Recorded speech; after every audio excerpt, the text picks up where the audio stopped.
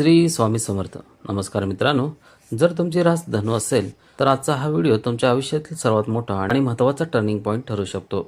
आज आपण 2026 या सालातील अत्यंत महत्त्वपूर्ण सविस्तर कुंडली विश्लेषण पाहणार आहोत. माझ्या धनुराशीच्या बंधू आणि भगिनींनो, गेल्या काही काळापासून तुमच्या आयुष्यात जो मानसिक ताण, आर्थिक अडथळे किंवा नशिबाची साथ न मिळणं सुरू आहे, त्या सर्व संघर्षाला पूर्णविराम मिळण्याची वेळ आता आली आहे.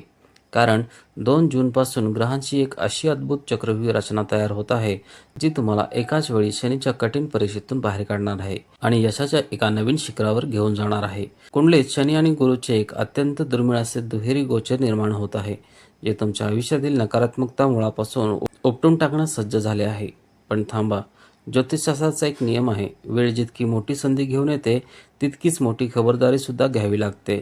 एकीकडे जिथे मालमत्तेचे जुने वाद सुटणार आहेत, तिथे दुसरीकडे दुसऱ्या करिअरमध्ये काही मोठे चढउतार आणि कामाच्या ठिकाणी काही वादाचे प्रसंग सुद्धा येणार आहेत. अशा वेळी राहू आणि केतूची चाल तुमच्या कौटुंबिक आणि आर्थिक आयुष्यावर काय खेळ खेळणार आहे, आजच्या या सविस्तर व्हिडिओमध्ये आपण आर्थिक स्थिती, करिअर, व्यवसाय, तुमचे आरोग्य आणि नाती या सर्व गोष्टींचे अति सखोल आणि शास्त्रशुद्ध विश्लेषण पाहणार आहोत. सोबतच व्हिडिओच्या शेवटी मी तुम्हाला 3 असे सोपे आणि अत्यंत अचूक मंत्र सांगणार आहे, जे तुमचे नशीब उजळून टाकतील. हा व्हिडिओ अजिबात स्किप न करता शेवटपर्यंत नक्की पहा, कारण अर्धवट माहिती नेहमी महागात पडू शकते.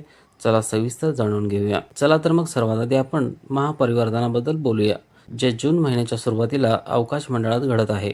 धनु राशीच्या जातकांना 2 जूनपासून शनिदेव तुमच्या चतुर्थ घरात आहे. देवगुरु बृहस्पती गुरु देखील तुमच्या चतुर्थ घरात प्रवेश करत आहेत. यासोबतच शनीची पूर्ण दृष्टी तुमच्या अष्टम घरावर पडत असून एक अत्यंत दुर्मिळ आणि प्रभावी असे दुहेरी गोचर निर्माण होत आहे. आता तुमच्या मनात प्रश्न आला असेल की सर, ज्योतिष विश्लेषणात या दुहेरी गोचराला एवढे महत्त्व का आहे आणि याचा आमच्यावर काय परिणाम होणार? तर मित्रांनो, धनुराशीच्या लोकांसाठी हा खूप मोठा आणि ऐतिहासिक दिलासा आहे.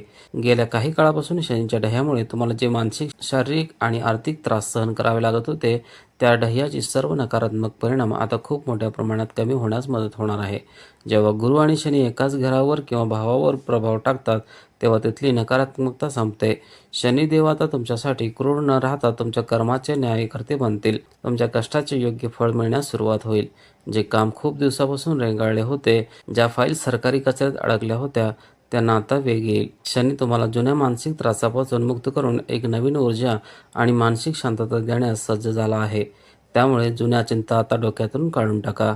आता आपण बोलूया कुंडलीतील सर्वात रहस्यमय मानल्या जाणाऱ्या राहू आणि केतूबद्दल. सध्या राहू तुमच्या कुंडलीच्या 3ऱ्या घरात विराजमान आहे. ज्योतिषशास्त्रात 3ऱ्या घरातील राहू हा अत्यंत शुभ, पराक्रमी आणि बलवान मानला जातो. हे घर तुमचे साहस आणि मेहनतीचे आहे. त्यामुळे राहूचा हा प्रभाव तुम्हाला कठोर परिश्रम करण्याची प्रचंड ऊर्जा आणि आत्मबळ देईल. जर तुम्ही कुठल्याही स्पर्धा परीक्षा तयारी करत असाल, नोकरीसाठी प्रयत्न करत असाल किंवा व्यवसायात तुमची कोणाशी स्पर्धा असेल, तर या काळात तुमचा विजय निश्चित आहे. तुमचे विरोधक किंवा शत्रू तुमच्यासमोर टिकू शकणार नाहीत. पण दुसरीकडे एक काळजी घेण्यासारखी स्थिती आहे. केतू तुमच्या भाग्याच्या 9व्या घरात बसलेला आहे. भाग्यस्थानातील केतू तुम्हाला आध्यात्मिक उन्नतीसाठी, देवदर्शनासाठी खूप चांगला विचार देईल. पण तो भौतिक नशिबात कधीकधी अचानक अडथळे आणतो. बनते काम बिघडवणे हा केतूचा स्वभाव आहे. या भाग्यातील केतूचा शुभ प्रभाव मिळवण्यासाठी आणि अडथळे दूर करण्यासाठी एक सुवर्ण नियम लक्षात ठेवा. या 7 महिन्यात तुमच्या वडिलांचे वैचारिक मतभेद अजिबात होऊ देऊ नका. त्यांचे मन दुखावेल असे कोणतेही वक्तव्य किंवा काम करू नका. रोज सकाळी घराबाहेर पडताना वडिलांचे चरण स्पर्श करून आशीर्वाद घ्या. ज्योतिषशास्त्रानुसार जेव्हा तुम्ही पितृसेवा करता, तेव्हा भाग्यातील केतूचे सर्व वाईट प्रभाव आपोआप नष्ट होतात आणि तुमचे नशीब तुम्हाला दुप्पट वेगाने साथ देऊ लागते. आता आपण वळूया तुमच्या आर्थिक आणि कौटुंबिक जीवनाकडे. धनुराशीच्या लोकांसाठी जमीन, जुने घर किंवा मालमत्ता या बाबतीत हा काळ अतिशय उत्तम आणि जॅकपॉट ठरणार आहे. जर तुमच्या कुटुंबात, नातेवाईकांमध्ये किंवा कोर्ट कचेरीमध्ये जमीन किंवा जुन्या मालमत्तेचे काही वाद सुरू असतील, तर ते सर्व क्लिष्ट प्रश्न या 7 महिन्यात यशस्वीरित्या सोडवले जातील. तडजोडीचे किंवा निकालाचे योग तुमच्या बाजूने लागण्याची दाट शक्यता आहे. या काळात तुम्ही तुमचे स्वतःचे नवीन घर, प्लॉट किंवा गाडी खरेदी करण्यासाठी नवीन गुंतवणूक करू शकता. जर तुम्ही व्यावसायिक गुंतवणूक करू इच्छित असाल, तर हा काळ दीर्घकालीन फायद्यासाठी अतिशय शुभ आहे. कौटुंबिक पातळीवर देखील खूप आनंदाच्या आणि कौतुकाच्या घटना घडणार आहेत. तुमच्या घरात एखादी शुभ घटना जसे की विवाह कार्य, वास्तुशांती किंवा मोठे धार्मिक कार्य ठरू शकते. ज्यामुळे नातेवाईकांची ये-जा वाढेल. तसेच ज्या दाम्पत्यांना बऱ्याच दिवसापासून अपत्य सुखाची प्रतीक्षा होती, त्यांच्या आयुष्यात घरात नवीन लहान पाहुण्यांचे किंवा नवीन सदस्यांचे आगमन होण्याचे खूप सुंदर आणि पवित्र योग दिसत आहेत.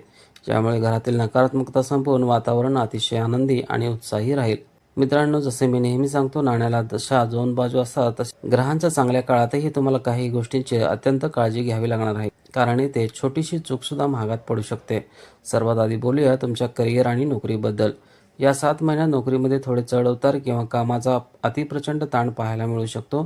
तुमच्यावर कामाची नवीन जबाबदारी टाकली जाईल. इथे सर्वात मोठी खबरदारी तुम्हाला ही घ्यायची आहे की कामाच्या ठिकाणी तुमच्या सहकाऱ्यासोबत किंवा तुमच्या बॉससोबत कोणत्याही प्रकारचा वाद घालणे पूर्णपणे टाळा. तुमच्या कामात चुका काढण्याचा प्रयत्न केला जाऊ शकतो, पण तुम्ही शांत राहून तुमच्या कामात उत्तर द्या. रागाच्या भरात किंवा युगोमध्ये येऊन नोकरी सोडण्याचा निर्णय या 7 महिन्यात अजिबात करू नका. व्यवसाय करणाऱ्या लोकांसाठी हा काळ प्रगतीचा आहे, पण लक्षात ठेवा, केवळ ग्रहांच्या भरवशावर बसून आणि नशिबाचे गुणगान गाऊन चालणार नाही. व्यवसायात यश मिळवण्यासाठी तुम्हाला कठोर परिश्रम करावेच लागतील. मार्केटिंग आणि कस्टमर रिलेशनशिपवर भर द्यावे लागेल. आता अत्यंत महत्त्वाची गोष्ट, आरोग्य आणि पैसा. सध्याच्या ग्रहमानामुळे तुम्हाला मानसिक तणाव किंवा डोकेदुखी, अपचनाचा त्रास होऊ शकतो. त्यामुळे वेळेवर जेवण आणि पुरेशी झोप घ्या. दुसरी सर्वात मोठी चेतावणी म्हणजे या 7 महिन्यात कोणालाही पैसे उधार देण्यापूर्वी 100 वेळा विचार करा. जर तुम्ही भावनाच्या भरात येऊन या काळात कोणालाही मोठी रक्कम उधार दिली, तर ते पैसे अडकण्याची किंवा नातेसंबंध बिघडून पैसे बुडण्याची शक्यता 90% पेक्षा जास्त आहे. आर्थिक व्यवहारात स्पष्ट आणि चोख राहा. धनुराशीच्या माझ्या मित्रांनो, या 7 महिन्याच्या काळात अधिक सुखकर, समृद्ध आणि भाग्यवान बनवण्यासाठी कुंडलीनुसार काही अत्यंत सोपे आणि इतकेच प्रभावी उपाय सांगितले गेले आहे, जे तुम्ही नियमितपणे केले पाहिजे. तुमची रास धनु आहे आणि धनु राशीचा स्वामी स्वतः देवगुरु बृहस्पती आहेत. त्यामुळे गुरुग्रहाला बलवान करण्यासाठी दररोज सकाळी आंघोळ झाल्यावर पूर्व दिशेला तोंड करून ओम ग्राम ग्रीम सह गुरुवे नमः या मंत्राचा किमान 1 माळ 108 वेळा जप नक्की करा.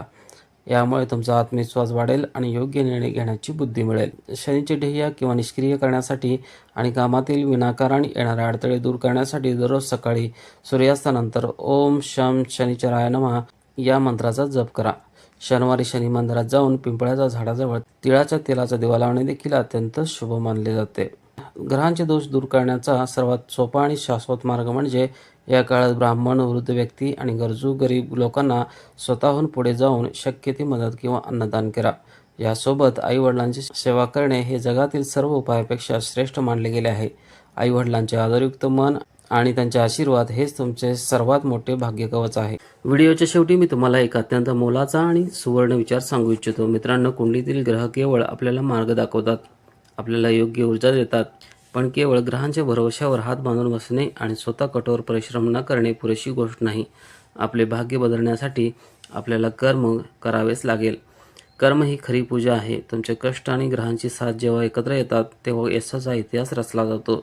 तुम्हाला आजचा हा सविस्तर आणि सखोल व्हिडिओ कसा वाटला? तुमच्या आयुष्यात सध्या यातील कोणती गोष्टी मॅच होत आहेत हे मला खाली कमेंट बॉक्समध्ये लिहून नक्की सांगा. मी तुमच्या कमेंटची वाट पाहत आहे. जर हा व्हिडिओ तुम्हाला माहितीपूर्ण आणि मनापासून आवडला असेल तर या व्हिडिओला एक लाईक नक्की करा आणि तुमच्या धनुराशीच्या सर्व मित्रमैत्रिणींसोबत, नातेवाईकांसोबत हा व्हिडिओ शेअर करायला विसरू नका. आपल्या चॅनलला अजून सबस्क्राईब केले नसेल तर लगेच खाली लाल बटन दाबून सबस्क्राईब करा आणि बेल आयकॉन दाबा, जेणेकरून अशीच महत्त्वपूर्ण आणि शास्त्रशुद्ध माहिती तुम्हाला रोज मिळत राहील. पुन्हा भेटू अशाच एका नवीन आणि अभ्यासपूर्ण व्हिडिओमध्ये. तोपर्यंत स्वतःची काळजी घ्या, कष्टावर विश्वास ठेवा, आनंदी राहा. धन्यवाद. जय श्री कृष्ण, जय हनुमान.